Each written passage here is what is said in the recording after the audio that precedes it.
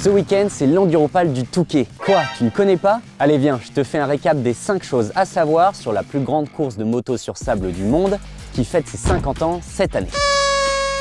Thierry Sabine, le fondateur. Le fondateur de l'enduro est aussi celui du Dakar, le célèbre et regretté pilote de course Thierry Sabine. En 1974, il travaille pour la communication de la mairie du Touquet où ses parents possèdent une résidence secondaire.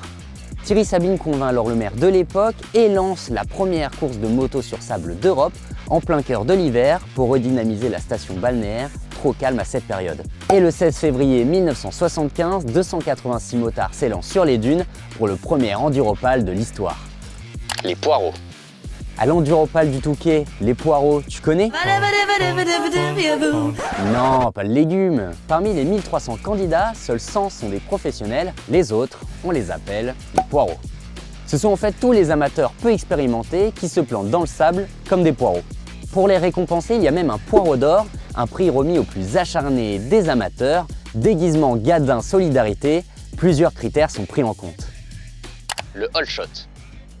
Montez le volume et rendez-vous au premier virage. 1 000 € pour le pilote qui arrive en tête à la sortie du premier virage à l'entrée de Stella Plage.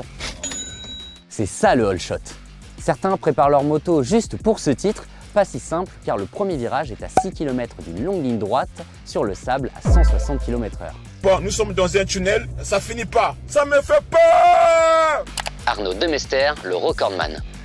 On le surnomme Sandman, l'homme du sable. Arnaud Demester est le recordman de l'épreuve. Le Dunkerquois a remporté la course mythique 7 fois en 13 participations. Pour cette 50e édition, il participera d'ailleurs à l'épreuve vintage. Verstappen.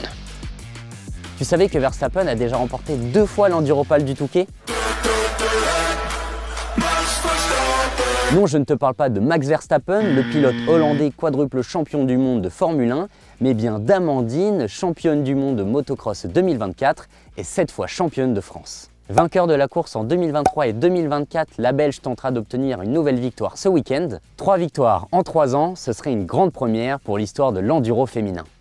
Voilà, vous êtes désormais des spécialistes de l'Enduropal. Quant à moi, je vous laisse, j'ai un all shot à remporter, à moins que j'aille plutôt me planter avec les poireaux.